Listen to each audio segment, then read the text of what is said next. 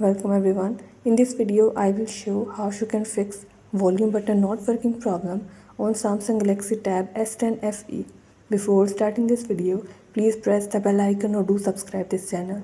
Let's start our video without wasting any time.